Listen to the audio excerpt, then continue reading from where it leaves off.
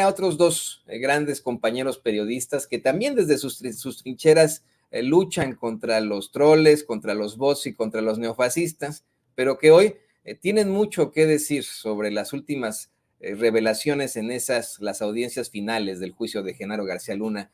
Por supuesto que me refiero a estos dos grandes, al periodista y escritor Francisco Cruz y por supuesto al editor de La Jornada Sin Fronteras y reconocido corresponsal de guerra, Jaime Hernández. Comienzo contigo, Paco, ¿cómo te va? Bienvenido Sin Censura. Toño, ¿cómo estás? Buenos días, Jaime, buenos días. Pues casi estamos por acabar, ¿no? Mira, yo le decía ayer a Jaime, ¿y luego qué vamos a hacer? Pues ya encontraremos, pero mira, por lo pronto, yo me quedo con algunas impresiones a reserva de lo que pase hoy en el cierre de argumentos, que allá está Vicente. Mira, con lo que yo me quedo, hoy Jesús García, el corresponsal de La Opinión en Los Ángeles, le preguntó a César de Castro quién le había pasado la información sobre el supuesto dinero que entregó el cártel de Sinaloa para la campaña de López Obrador en 2000, y el abogado no le contestó y luego le dijo que pues era una pregunta solo para que cayera en una trampa y demostrar que estaba mintiendo. La verdad es que yo pienso, mira, el abogado debía demandar a quien le entregó la pregunta, o Felipe Calderón, o Raimundo Riva Palacio, o alguno de ellos, o al hijo de Calderón. La verdad es que fue una pregunta tonta, fue una pregunta que lo hizo caer en ridículo, a ese nivel no te lo puedes permitir. Se vale hacer trampas en este tipo de juicios, se vale inducir, pero pues hay que estudiarlo bien por lo menos, hay que estudiarlo. Si algo podemos estudiar es a Andrés Manuel López Obrador. Está bien estudiado, así que la pregunta es mala, a lo mejor se la pasó. Bueno, yo no creo que se la haya pasado García Luna, porque García Luna lo conoce bien. Si García Luna hubiera tenido algo contra López Obrador, lo habría entregado en la campaña de López Obrador. García Luna no quiere a López Obrador. García Luna fue la base para infiltrar a todos los movimientos López Obradoristas en 2006, a todos, infiltró a los chuchos, infiltró a todos los grupos López Obradoristas que pudo hacer, con la AFI. Así que si hubiera tenido un mínimo, él lo habría dado a conocer, o lo habría dado a conocer en las campañas de 18. Por eso no creo que haya sido Genaro García Luna. Además, Genaro es un hombre muy astuto, es un hombre que sabe para dónde van las cosas. Por eso yo no creo que él, más me inclino como, y esto lo retomo de una idea de Jaime que ahora empecé a ver, que haya sido Calderón o Riva Palacio, que era el jefe de prensa no oficial, claramente, de Genaro García Luna. Pero bueno, hay que esperar a lo que salga un poco, y hay que esperar que, mira, hoy se empiezan otra vez a mover las redes, ya no con el tema de García Luna, sino con el huachicol, con algunos militares, pero ya platicaremos de eso. No, y deja tú, Jesús García, el mismo Vicente Serrano tuvo la oportunidad esta mañana de precisamente preguntarle eso al abogado de Genaro García Luna, a quien yo voy a dejar de llamarle abogado y le voy a ponerle Guleyo, le preguntó que de dónde se sacaba ese argumento o estrategia. Me está pasando lo que a Lolita ya. Se me fue por ahí algo chueco. Les ofrezco disculpas, compañeros, y le ofrezco disculpas al público consentidor, pero le comentaba aquí a Paco y a Jaime que en efecto, pues el mismo Vicente Serrano fue el que se lo planteó ahí en la mañana y quedó César de Castro de hacernos una declaración exclusiva, eso es lo que dice él ante las cámaras de Sin Censura, tan pronto termine la audiencia de hoy, a ver si sí es cierto, yo lo decía, porque pues miren, el tipo ha resultado ser un verdadero mentiroso y manipulador, pero ese es otro tema. Y ahora sí, le pido al equipo que nos grabe para también darle la bienvenida a Jaime Hernández. Querido Jaime, pues ahí lo escuchas tú, a lo mejor y el único que quedó ensartado en esta situación es César de Castro, ahí quedó su credibilidad sobre esta pregunta motivada, sobre esta manipulación. En efecto, como bien menciona Paco, una cosa es hacer estrategia y otra cosa es hacer trampa, ¿no? Es como lo que planteaban del Super Bowl, que los jefes habían ganado simple y sencillamente por ese gol de campo y por retrasar el reloj. Bueno, pues esa es parte de la estrategia. Es una cosa Otra cosa muy distinta es, pues, motivar una pregunta que no tiene nada que ver, que es, vamos, el hecho de que llegara ahí César de Castro a decirle al investigado, al entrevistado, si verdaderamente le había dado un soborno a López Obrador, es como si hubiera llegado a decirle, oiga, usted dijo que mañana nos van a invadir los extraterrestres. Te saludo con mucho gusto, querido Jaime. Buen día, querido Toño, buen día, querido Paco. Fíjate que yo creo que lo hecho ayer por César de Castro va a quedar simple y sencillamente en el anecdotario. Porque francamente fue una pifia de la defensa, una acción a la desesperada con tal de, pues de alguna manera salpicar, ya que no puede salvar a su cliente, salpicar a quienes ellos consideran su principal adversario. Y por eso yo creo que estoy casi convencido que la estrategia de la defensa está coordinada con Felipe Calderón, porque no es, no es gratuito el hecho de que Calderón estuviera ayer muy activo dándole retweets a esta teoría que se sacaron de la manga. Pero estaba viendo algunos de los avances de los últimos alegatos de esta mañana a cargo de Sarita Comatiredi. Entre paréntesis, habría que decir que Sarita Comatiredi, la fiscal en jefe, es una fiscal de, que goza de muy buena reputación. Sarita Comateriedi son de estos hijos de inmigrantes hindúes que se establecieron en Estados Unidos. Ella misma tiene una carrera espectacular. Es una abogada que se graduó de Harvard, luego fue a la Columbia University. Es de las pocas personas, al igual que ocurrió con Barack Obama, que dirigió la revista de justicia y de leyes en la Universidad de Harvard. Ella representa, es el orgullo de la comunidad hindú en Estados Unidos, pero además de todo este historial fabuloso, su currículum, ella es, a pesar de que es muy joven, ella es la jefa de la unidad que investiga desde Nueva York.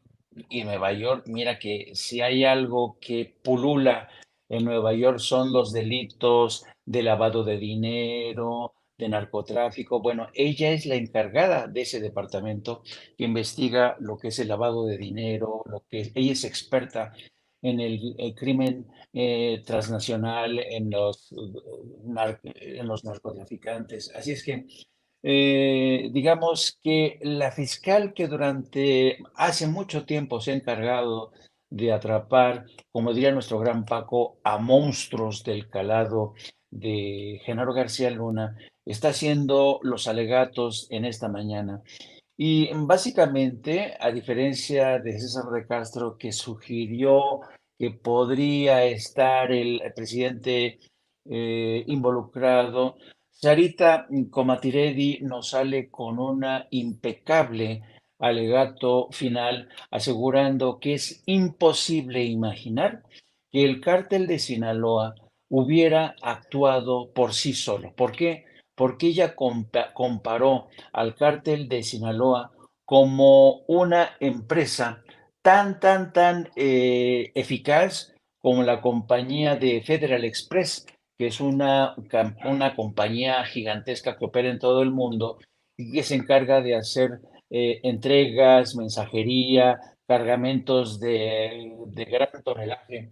El cártel de Sinaloa solamente se pudo haber, miren, aquí tienen a Sarita Comatiredi, a pesar de que ella es muy joven, es una de las fiscales más respetadas en Estados Unidos. De alguna manera, ella fue una de las nominadas durante la administración de Donald Trump para presidir algunos de los tribunales, pero ella prefirió seguir ahí en Nueva York en este tipo de casos de investigación. Insisto, sus padres, ella es hija de migrantes hindúes y es que es una comunidad que la tiene en muy buena consideración. Pero bueno, seguíamos que esta mujer hizo un debate pormenorizado de lo que representaba Genaro García Luna, un hombre al que ella definió como inteligente, ambicioso y sediento de poder. Yo diría que en lugar de inteligente, yo corregiría, quitaría esa palabra y la cambiaría por astuto. Porque Genaro García Luna, más que inteligente, es astuto, siempre ha sido astuto, un hombre que es capaz de escalar en el poder, es capaz de aliarse con los peores aliados, todo con el fin de enriquecerse. Ambicioso, claro que lo es, y sediento de poder. Hemos tenido muestras de cómo Genaro García Luna alguna vez soñó con ser incluso candidato a la presidencia de la República. Así es que Sarita Comatiredi lo está describiendo, presentando además, haciendo un historial de los testimonios. Ella asegura que todos y cada uno de los testigos presentados que han declarado en contra de Genaro García Luna, todos ellos son eh, hombres que operaron dentro de esta estructura tan gigantesca del cártel de la droga y que entre ellos no se habían visto, no habían tenido contacto durante años, durante años. Cada quien llegó desde su lugar donde residen ahora en calidad de testigos protegidos bajo el anonimato. Otros han salido de las cárceles para testimoniar. Hay el caso de los de agentes de la DEA que trabajaron en México. Hay el caso de ex policías mexicanos que también purgan condenas en Estados Unidos, que no habían tenido contacto con el rey Zambada, en fin, entre todos ellos no había, digamos, no había, como hacen en algunos países, que juntan a todos los testigos. No, la fiscalía, y yo creo que es verdad, la fiscalía los fue trayendo poco a poco, por de ahí el problema muchas veces de carácter logístico que tienes que poner al día. ¿Cómo vas a sacar al prisionero? ¿Qué día? ¿Qué fecha? ¿Quién va a ser el responsable de su traslado? ¿Quién va a ser el responsable de la seguridad? Por ejemplo, del caso de Jesús Rey Zambada, que vive en el anonimato con su familia. ¿Quién lo va a cuidar? ¿Quién va a evitar que la gente al mando de Genaro García Luna o incluso gente pagada por Felipe Calderón no le siga la pista al Jesús el Rey Zambada? Entonces, ha sido una exposición clara, nítida, sencilla de Sarita Comatiredi. Digamos, es un breve resumen de lo que está saliendo. Ya supongo que Vicente nos hará un relato más pormenorizado de lo que fue el alegato final de la Fiscalía. Pero básicamente, insisto, presentan a Genaro García Luna como un hombre ambicioso y sediento de poder, que quería enriquecerse a toda costa, que lo fue preparando todo para al final, como hacen muchos ladrones, muchos rateros, se despiden de su país para gozar del dinero mal habido en un país como Estados Unidos, ¿no? En Miami, Dios mío, qué obsesión con Miami. Con todo el respeto, a mí Miami es un agujero negro intelectual, pero en fin, hay quien disfruta viviendo en Miami.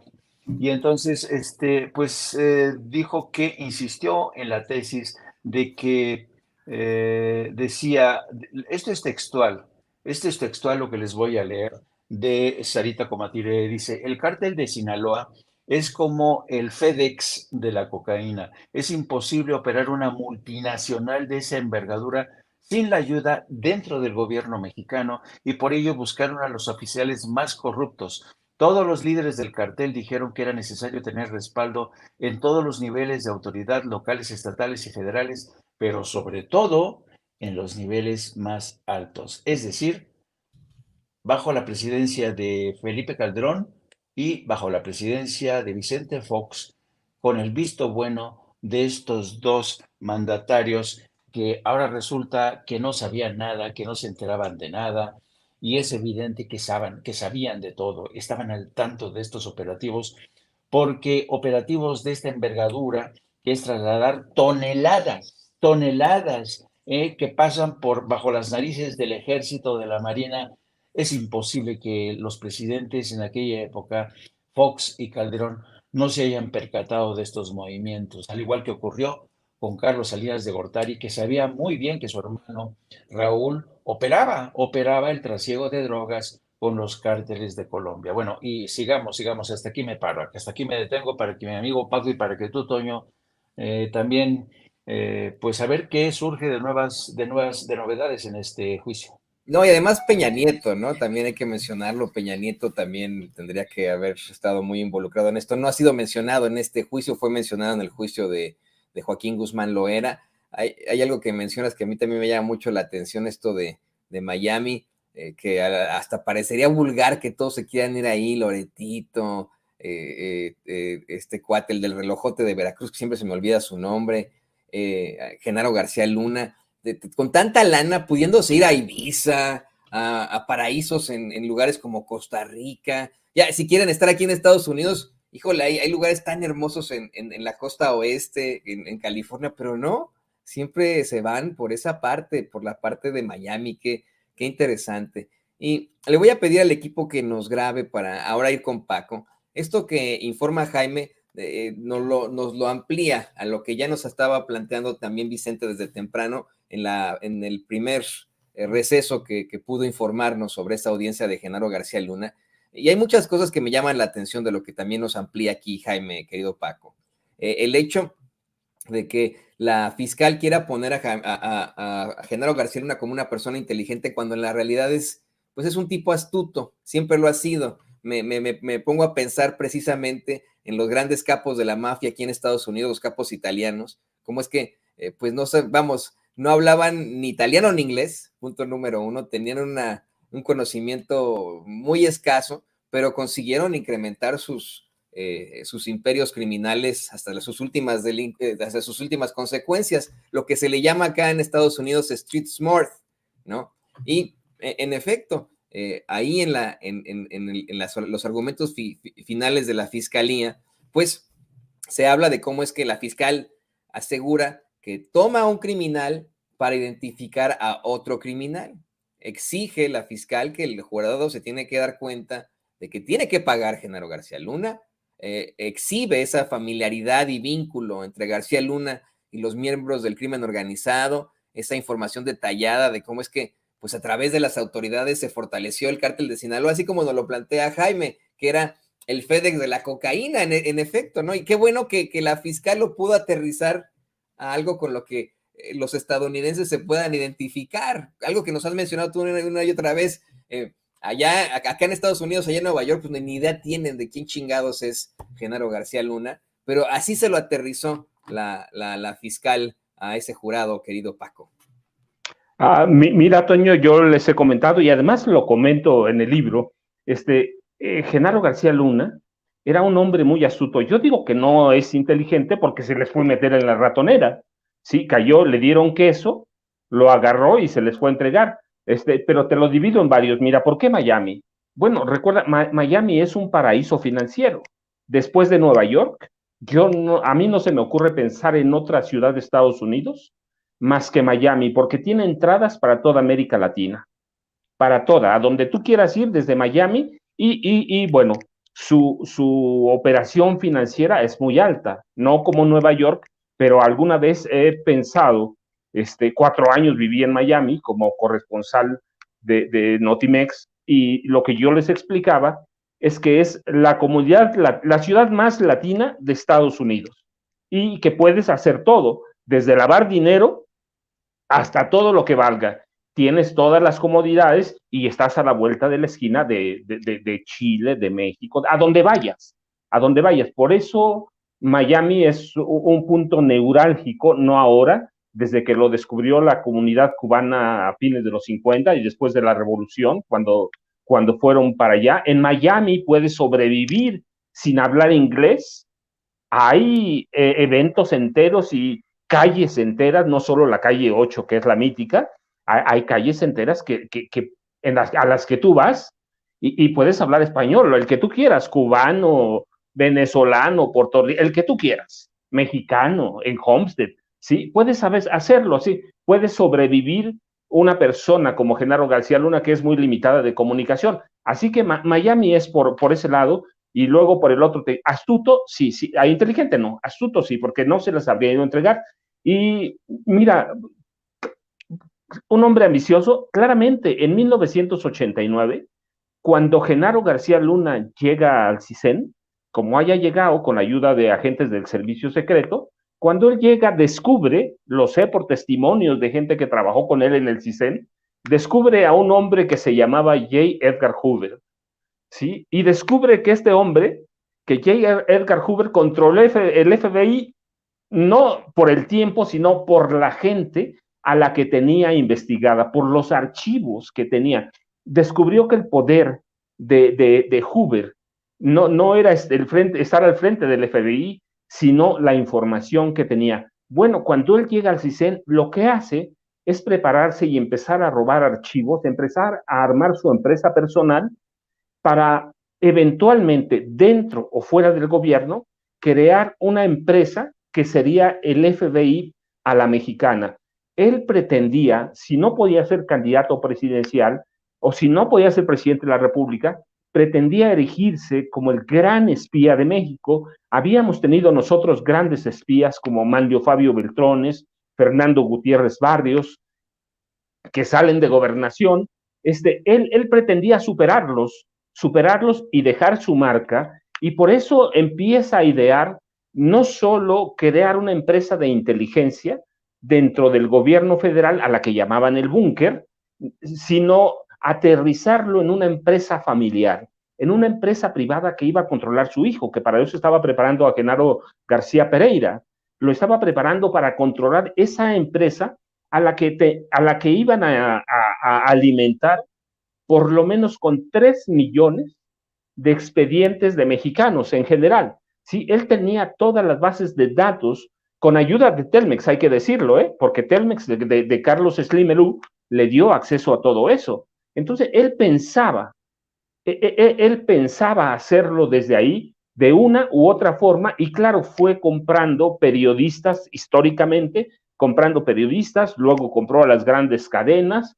Finalmente él contaba con que Televisa, a Televisa y a TV Azteca los tenían en el bolsillo. ¿Por qué? Porque Felipe Calderón Hinojosa le había soltado miles de millones de pesos. Así que ese es el perfil de Genaro García Luna, un hombre que nació para ser espía, que nació para ser un criminal. Y mira, yo nada más levantaría una pregunta que o le daría a beneficio de la duda al señalamiento de César de Castro de los dineros para la campaña de Calderón, de la campaña de AMLO, supuestamente. Mira, levantaría yo una pregunta, ¿sí? O un beneficio de la duda. Si se entregaron, digamos que se hubieran entregado 7 millones de dólares, o 2 o 3 millones de dólares, pues se los entregó a Fox, o se los entregó a Cuauhtémoc Cárdenas, o se los entregó a la Bastida, porque en la campaña de 2000, Genaro García Luna hacía el trabajo de espionaje, el trabajo policíaco y el trabajo de inteligencia para la campaña de Francisco Labastida Ochoa. A él rendía cuentas, todos los días le entregaba una carpeta con información sobre el espionaje a Fox, a Martita y a Cuauhtémoc Cárdenas Solórzano. No, y sabes que ahora que mencionas lo de J. Edgar Hoover, híjole, hasta me dio pesar y preocupación por las similitudes que existen entre los perfiles.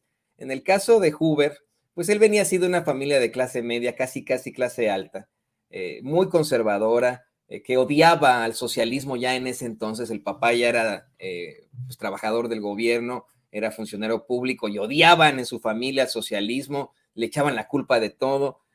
Hoover consigue un trabajo en el Departamento de Justicia muy joven, el que le pagaban muy poco, pero él lo hacía de gusto, delataba gente, de gusto exhibía a todos, se convirtió en un espía de mero gusto.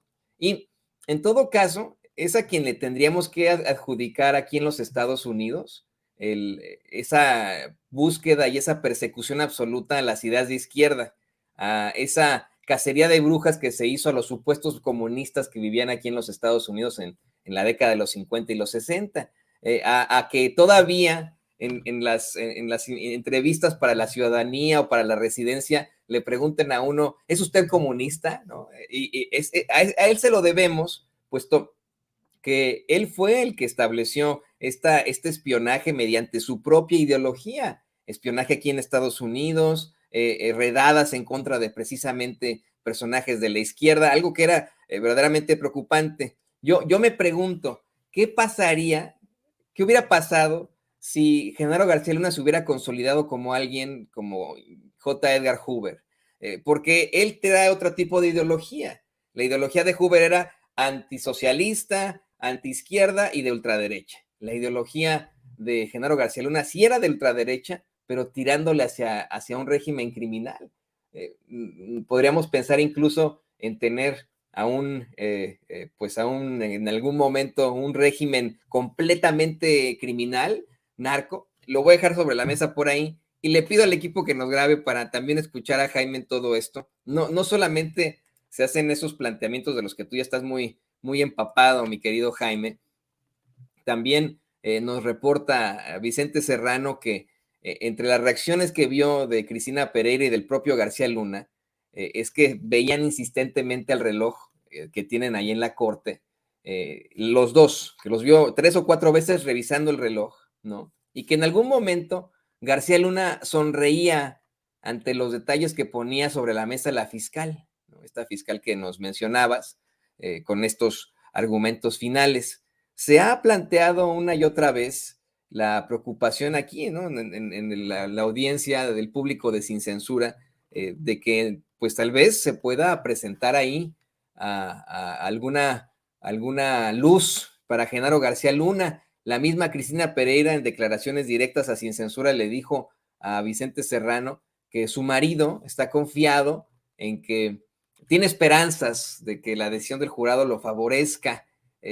¿Cuál es tu visión ante todo esto, considerando que se trata de un jurado que no fue secuestrado? Le digo, este es el término secuestrado, es el término jurídico, es decir, no los mantuvieron aislados de la gente, no es un jurado que ha sido secuestrado, no les quitaron sus teléfonos celulares, se han podido ir a su casa, uno incluso pudo ir a un partido de básquetbol en otro estado, otro tuvo un viaje que pudo realizar y etcétera. ¿Cuál es tu visión? ¿Cuál es tu idea de lo que podría llegar a pasar en las últimas audiencias? Pues yo creo que la esposa de García Luna puede albergar toda la esperanza que ella quiera, pueden mostrar sonrisas, tratar de demostrar al jurado que ellos están optimistas porque son inocentes, pero al final del día, ¿sabes? Eso pues termina en el anecdotario de un juicio que yo estoy seguro pasará a la historia por todo lo que se está juzgando ahí. Me refiero a todo lo que hemos hablado en el transcurso. Miren, aquí vemos a una mujer sonriente, pues claro, tiene que dar esa imagen, pero yo creo que hay muy pocas razones para realmente estar optimistas. ¿Y por qué? Porque Sarita Comatiredi, en el alegato final de hoy, ¿se acuerdan que durante todo este tiempo, sobre todo en los medios de comunicación en México, uno de los argumentos de los defensores a la distancia de Genaro García Luna a través de los medios de comunicación, el principal argumento de la defensa, incluso ahí en la Corte Federal de Nueva York, ha sido que la credibilidad de los testigos es nula, ¿no?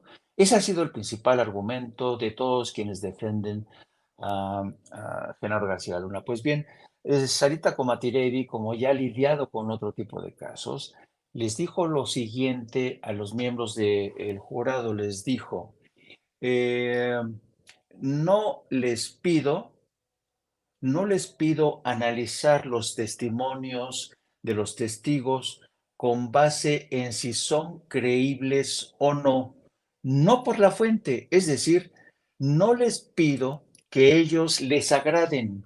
Son criminales y altos miembros del cartel. Básicamente les pide que les crean no por quienes son, sino por la calidad del testimonio, la sustancia del testimonio, y porque evidentemente son testigos claves que vivieron en las entrañas del cártel de la droga, que conocieron las andanzas de Genaro García Luna, algunos de ellos, como el propio Jesús Rey Zambada, sabía de lo que era capaz Genaro García Luna y le temía, ¿no? Ese para mí es un argumento inteligente de Sarita Comatiré, de decir, señor, les pido que les crean a los testigos, a pesar de que sean criminales, a pesar de que sean criminales, ellos son criminales y formaron parte de la estructura del cartel, ¿no? Y en muchos sentidos, algunos de ellos, como Jesús el Rey Zambada, ya no tienen nada que perder y nada que ganar. Él ya tiene resuelta su vida, se llevó a su familia, ¿no? Además, yo creo que en el caso de Jesús el Rey Zambada, pues yo creo que durante mucho tiempo Jesús el Rey Zambada, que llegó a temerle a Genaro García Luna porque sabía de lo que era capaz, yo creo que dice, ¿por qué? ¿Por qué siempre en este tipo de historias pagamos nosotros, los malandros? ¿Por qué los corruptos nunca pagan? Siempre somos los que nosotros nos empinan y nos llevan los pingos. ¿Por qué no Genaro García Luna? Y yo me preguntaría, ¿y por qué no Vicente Fox? ¿Y por qué no Felipe Calderón también?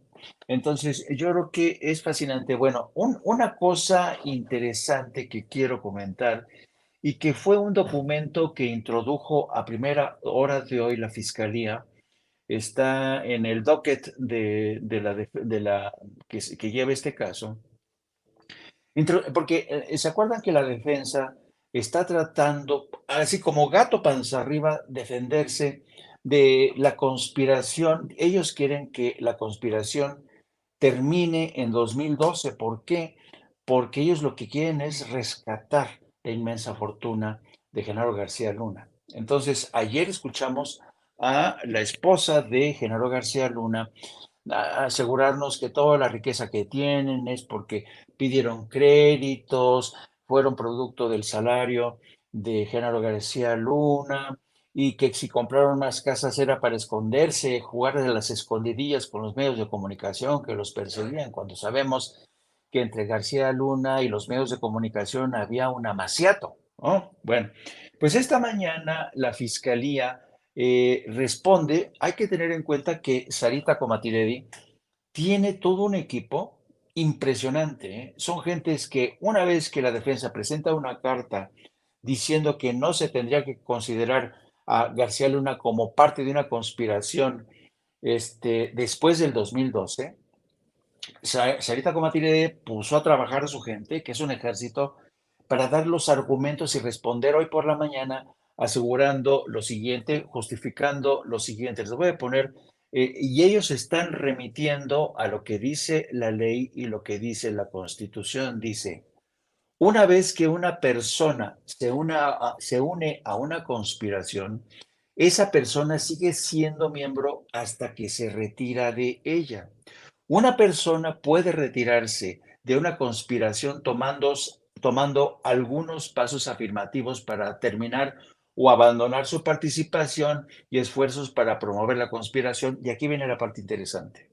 El acto afirmativo de retiro del acuerdo debe estar dirigido a debilitar o socavar las consecuencias previsibles de su propia participación en la conspiración. En otras palabras, si Genaro García Luna hubiera querido dar muestras positivas de que ya no quería formar parte de esa conspiración con el cártel de Sinaloa, debió de haber acudido ante la justicia, decir, señores, yo fui culpable, participé en esta conspiración, pero ya no quiero formar parte de esto.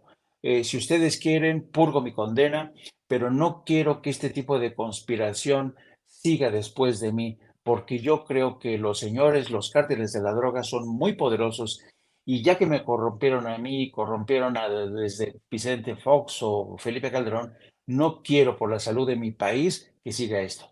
Pero García Luna se quedó callado, ¿eh? Y hasta la fecha sigue sosteniendo que él no formó parte de una conspiración, o que si formó parte de esa conspiración, que por favor le tomen en cuenta que lo hizo hasta el 2012, pero no a partir del 2012, porque él ya se había librado de esa conspiración, y entonces a partir de ahora quería, como decía la esposa de Genaro García Luna, se fueron a Estados Unidos para que sus hijos tuvieran una vida normal y de paso disfrutar la riqueza mala vida. Así es que se enfrenta el equipo de Sarita Comatiredi, es realmente impresionante.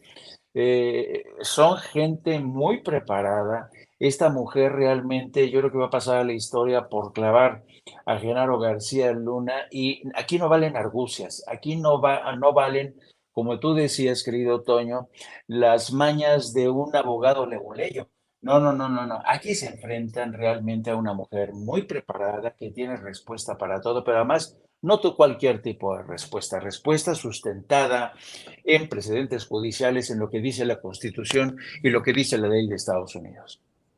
Y mira, yo si se consigue en efecto, pues refundir a este personaje que ha exhibido su terrible criminalidad ante todos los mexicanos, yo hasta ni de broma, propondría que le hagan una calle a Sarita Comatiredi, querido Jaime, hasta, mira, hasta cambiar el nombre de la Avenida Reforma por la Avenida Comatiredi, así de grueso si se consigue en definitiva, a ver si se puede, pero bueno, ¿qué les parece que vamos ahora con Paco? Le pido al equipo que nos grabe la misma pregunta, mi querido Paco, tú mismo, pues tu noción de lo que podría llegar a pasar. Se ha planteado una y otra vez que es un jurado un tanto pues cuestionable. Esta mañana Vicente en uno de los recesos nos planteaba que de hecho uno de los miembros del jurado se estaba quedando dormido, estaba cabeceando, y que pues ya luego le pasaron un café y ya pudo escuchar a la gran fiscal, a Sarita Comatiredi, pero vamos, en lo general, pues ha sido un jurado muy cuestionable que desde el principio planteaba tener vínculos con miembros de las fuerzas del orden, de fuerzas policíacas allí en Nueva York, que podrían ver a Genaro García Luna como otro policía, como otro hombre de azul, como se le dice acá en Estados Unidos. Ha sido un jurado que no fue aislado de todo, aislado de las noticias, que ha podido sacar su teléfono celular y en cualquier momento revisar lo que está planteando por ahí Carlos Loret de Mola en el Washington Post, o Jorge Castañeda en el New York Times, o Enrique Krause en el New York Times, ¿no? O sea, pueden ellos ver este tipo de situaciones, y en el peor de los casos, querido Paco, se les podría acercar ahí algún malandrín pues decirles algo. No olvidemos que el juez hace un par de semanas le concedió a uno de los jurados que pudiera ir a un juego de básquetbol en Boston, y la semana pasada le concede a otro que tenga un viaje en el interior de la Unión Americana. Pues miren, no es por desconfiar, ¿no? Pero pues hablando de Genaro García Luna, hablando de la gente a su alrededor, pues imagínense, ¿no? Si no están secuestrados ese jurado, si no está aislado, imagínense que hubiera llegado un malandrín. ¿Cuál es tu visión ante el fin de este procedimiento tan importante para los mexicanos? Toño, mira, primero, vamos hoy a ser de abogado del diablo, ¿sí? Porque es muy interesante, mira, supongamos sin conceder que eventualmente llegan a un veredicto de no culpable, ¿sí? El juicio es muy importante por varias cosas. Uno, porque permite y permitió en ese tiempo abrir un expediente en México. En México, recuerda, cuando llega el gobierno de Andrés Manuel López Obrador, no había una sola información sobre García Luna. García Luna, Felipe Calderón tuvieron 6 años para destruir documentos, evidencias, ocultar los archivos que tenían. Es decir, tuvieron 6 años para hacer lo que se les pegara la gana. Poco más de 6 años, porque ellos supieron lo que iba a pasar una vez que Andrés Manuel López Obrador ganó las elecciones en 2018. Así que tuvieron mucho tiempo. Y este lapso ha permitido que el gobierno de México prepare una serie de investigaciones, una serie de elementos para enjuiciarlo en México, que eso cualquiera al que le preguntes es en México, que lo juzguen aquí, ya hay elementos, ya hay base para enjuiciarlo, y luego eso es por un lado. Por el otro, este juicio, como haya sido, nos ha dado claves para entender cómo operan los cárteles de la droga. No es que no lo supiéramos, es que ya te lo están diciendo allá, y está saliendo la información que puedes corroborar con tus investigaciones, con los análisis, con estudios que ya hizo sobre el fenómeno, sobre la violencia y la violencia generada por el narcotráfico. Nos ha dado muchas claves de cómo operan los gobiernos del PAN, cómo operaron Vicente Fox como, y Felipe Calderón. Es decir, nos ha dado una serie de elementos que nos pueden enriquecer para conocer bien las entrañas del monstruo que conocíamos, pero ahora los tienes allí. Entonces, me parece que de la forma de lo que pase, ese era, y siempre lo dijimos, es un juicio de Estados Unidos para Estados Unidos. Yo estoy convencido que hay elementos para condenarlo. Ya Jaime nos estaba leyendo el cierre de argumentos, hay que esperar ahora el de la defensa. Pero siempre lo interesante de los jurados populares es que el día que entran a deliberar es un volado, ¿sí? Nadie sabe qué va a pasar. El juez mismo no sabe hasta que le entregan el papel. Entonces, hay que esperar, pero sí hay que pensar, digo, hacerla de abogado del diablo, no solo el beneficio de la duda, sino ser como abogado del diablo, es decir, pues sí puede pasar esto, ¿qué tenemos? ¿Cuáles fueron los beneficios de eso? ¿Qué nos deja? Bueno, pues nos deja eso, el expediente, y ya la unidad de inteligencia financiera nos dio a conocer que hay un caso y ya están en las cortes en Florida, así que es positivo, es importante. Y te digo, ahorita sí ya no vale, sí vale, se vale especular porque lo podemos hacer, ¿va? Se presta para eso, pero lo real es que una vez que terminen el cierre de argumentos de la defensa, entran a deliberar y eso es un volado. Eso es un volado porque no conocemos a los jurados, ellos mismos tuvieron un poco tiempo para conocerlos, están apostando a ver cuál sabe más, cuál sabe menos, pero hay cosas que nos dejan positivas para este país. ¿Cuáles? Te digo, es que podemos conocer las entrañas del monstruo. Eso es fundamental. Y segundo, el expediente de la UIF, y esperemos que la Fiscalía, con todas las reservas que tenemos, tenga ya otro expediente criminal para enjuiciar a Genaro García Luna en México. Eso que mencionas es aterrador y de hecho le pido al equipo que nos grabe para preguntarle su opinión sobre esto a Jaime Hernández. A las personas que temían o que temen que declaren inocente a Genaro García Luna, muchos les dan el contraargumento de que, bueno, ponle que lo declaran culpable, pues de todos modos se queda una cantidad impresionante de colaboradores de Genaro García Luna allá afuera. Lo decía el mismo Paco, él quería, y está todavía ahí, su hijo, instaurarlo como su gran sucesor en este reino del crimen. Yo, de forma muy, muy básica, y les ofrezco disculpas a ustedes, compañeros, como al público consentidor, pero de manera muy básica, he comparado a Genaro García Luna y a Felipe Calderón con supervillanos de los cómics, ¿no? Como, no sé, ¿no? Del canon de Batman, en el que pues en efecto, el tenerlos en las calles es verdaderamente preocupante y peligroso. Tendremos que mandarlos a Arkham o a Blackgate, ¿no? Arkham, al manicomio de Arkham o a Blackgate, pero pues en realidad afuera tienen a su gente que sigue actuando en la Fiscalía General de la República. No sé si aquí en Estados Unidos, imagínense, yo creo que Genaro García Luna no se vino a Estados Unidos solito. Ha de tener también a su gente aquí, a los que lo representen, quién está pagando su defensa, si supuestamente le han incautado de todo, quién está detrás de él, sí, nadie ha dado la cara por él, pero hemos visto una defensa impresionante en los medios de comunicación corporativos y tan es así que el mismo abogado de Genaro García Luna, el mismo César de Castro, pues se unió a la narrativa de la ultraderecha y de sus medios en México al tratar de embarrar al presidente López Obrador, querido Jaime.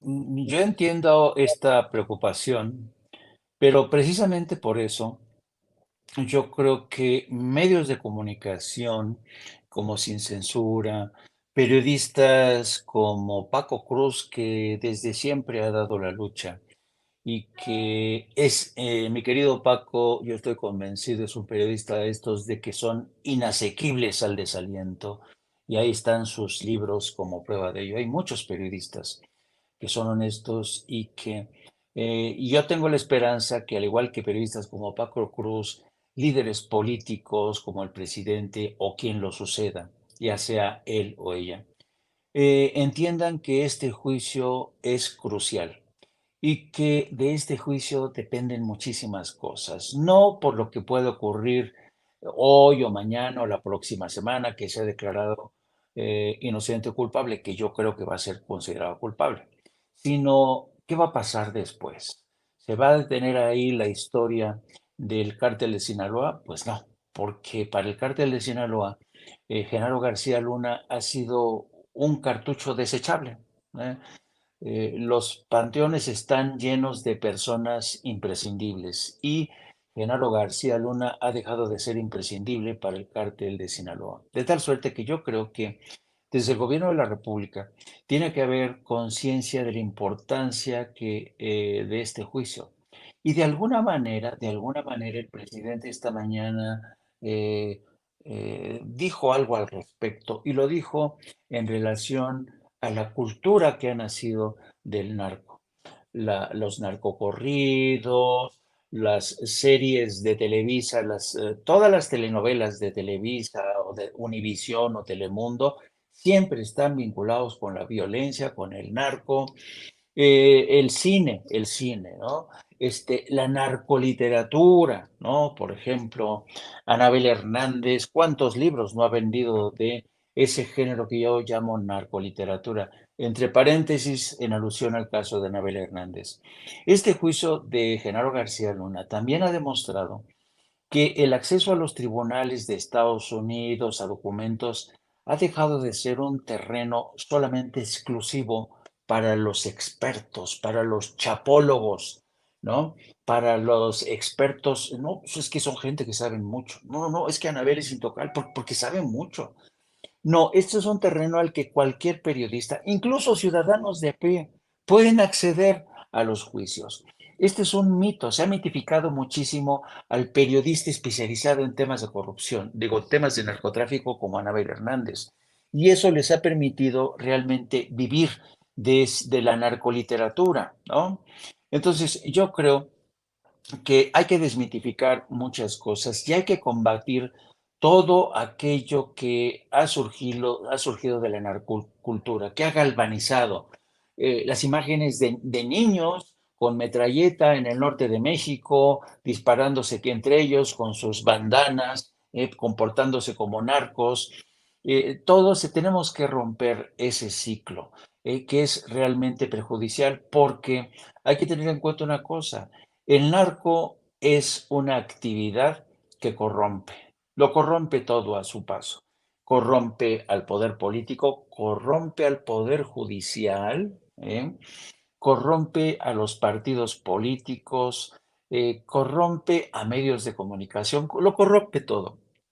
Y con un tipo de actividad como el narcotráfico, que es por naturaleza clandestino, corrosivo, eso corrompe las entrañas mismas de un sistema democrático. Yo no quiero que las nuevas generaciones vivan al pairo de un sistema judicial que hace aguas por todos lados por culpa de estos narcotraficantes que compran jueces. Tampoco quiero que las futuras generaciones sean víctimas de policías que se encaman con el cártel y son capaces de quitarle la vida a cualquier persona.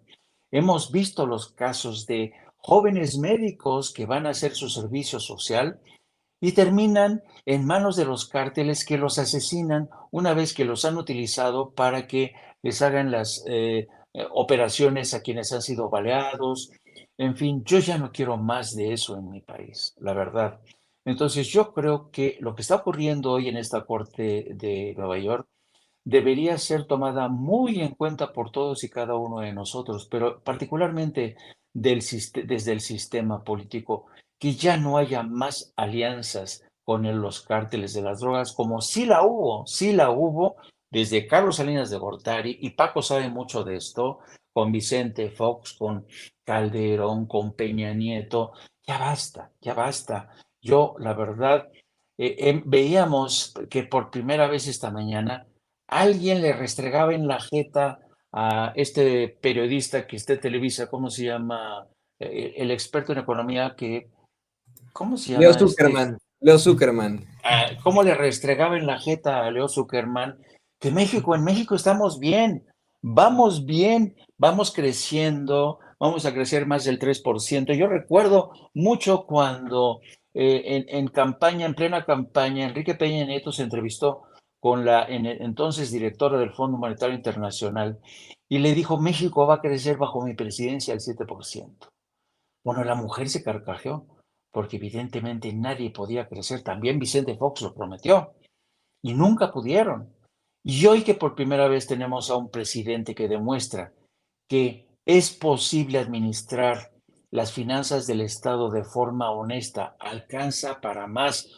Muchos de los periodistas corruptos, cuando el presidente decía, vamos a hacer esto y esto y esto y lo otro, vamos a hacer esto, muchos se preguntaban, sí, no te va a alcanzar, vas a ver que no te va a alcanzar. Pues ha alcanzado, ha alcanzado. ¿Y gracias a qué? A que ya no hay corrupción. Entonces, resumiendo, recapitulando, yo creo que este juicio debería ser realmente el principio del fin para ese modelo, para esos tiempos de zozobra, oscuridad, violencia, en fin, corrupción, en pocas palabras. Creo que por eso mismo García Luna tendría que ser condenado y el gobierno de México tendría que también hacer su propio trabajo porque hay militares, por ejemplo, que todavía están bajo sospecha. El caso, por ejemplo, de Cienfuegos, a mí no termina todavía de convencerme. Sí, se lo regresó Estados Unidos a México, pero yo no creo que Cienfuegos haya estado libre o no se haya enterado de muchas de las operaciones del narco, ¿no? Y yo creo que el gobierno de México tendría en ese sentido que ser más valiente, más resolutivo, porque de ello depende el futuro de nuestra democracia, queridos amigos. No, en definitiva, y esto que mencionas de dejar un panorama institucionalizado en contra del crimen, pues sí se aplicó en Estados Unidos. Muchas veces se tiene acá en Estados Unidos la errónea creencia de que si se detiene al máximo capo de la droga, se va a acabar con el crimen organizado. No es así, es una situación muy humana que podemos explicar incluso, que le molesta esto mucho a la gente, con la mitología, ¿no? Es la hidra, ¿no? Por mucho que le cortes una cabeza, le van a salir tres más, en definitiva. Pero cuando finalmente pudieron conseguir poner a Al Capone contra la pared, cuando finalmente lo pudieron enfrentar debido a, a sus problemas fiscales, se pudo a partir de ahí demostrar que la autoridad ya no estaba cooperando tanto con los cárteles, con los grupos mafiosos acá en Estados Unidos, y poco a poco se estableció esa solidez en las instituciones, como bien mencionas, querido Jaime. Y bueno, a mí no me queda más que agradecerles por su participación una vez más tan enriquecedora aquí en Sin Censura. Se puso bueno y se pondrá mucho mejor. Seguramente mañana tendremos mucho de qué platicar. Algo se dará a conocer en las últimas horas. Mañana todavía podrían haber alegatos, no el viernes. El viernes comenzamos acá en Estados Unidos con un fin de semana largo. Pero mientras tanto, querido Jaime, estamos contigo. Por favor, compártenos tus redes sociales. Sí, querido Toño, pues sí, seguiremos desmenuzando este tema, seguiremos dando picotazos mientras dure este juicio. Vicente ya se encargará de aportar más información, hacernos la crónica, pero yo mientras tanto les agradezco mucho este espacio, agradezco todos los días en estos días realmente fascinantes estar compartiendo espacio contigo y sobre todo con el maestro Paco Cruz.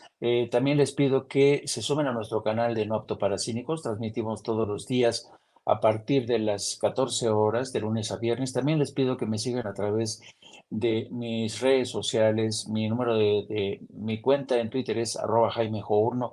Y también les pido que me sigan a través de la sección de La Jornada Sin Fronteras de nuestro gran periódico La Jornada. Y me despido con esta reflexión, querido Paco, querido Toño, a propósito de la esperanza que dice tener la esposa de Genaro García Luna y el propio exsecretario de Seguridad.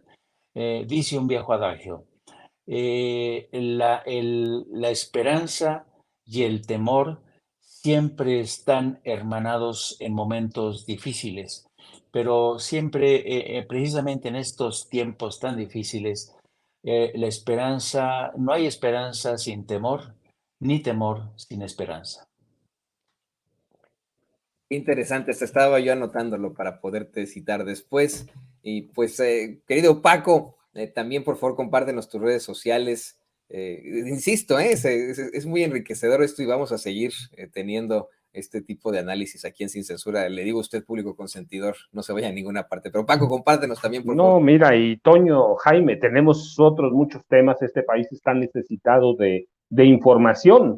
Este país, si algo adolece, es eso. Históricamente, hemos sido un país con una prensa muy acotada, comprada o vendida, como le quieran llamar. Entonces, información va a haber no solo de este caso, no solo de violencia, de información política, es decir, es un país muy rico para eso, para hacer periodismo, para hacer comunicación, así que estaremos ahí.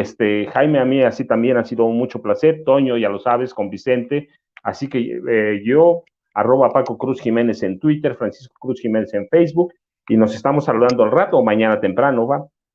Así es, nos estaremos saludando al rato, mañana temprano, y bueno, pues muy, muy pendientes de lo que pueda pasar. Ahí lo tiene usted, al gran escritor y periodista Francisco Cruz, y al editor de La Jornada Sin Fronteras y legendario corresponsal de guerra, Jaime Hernández, aquí en Sin Censura.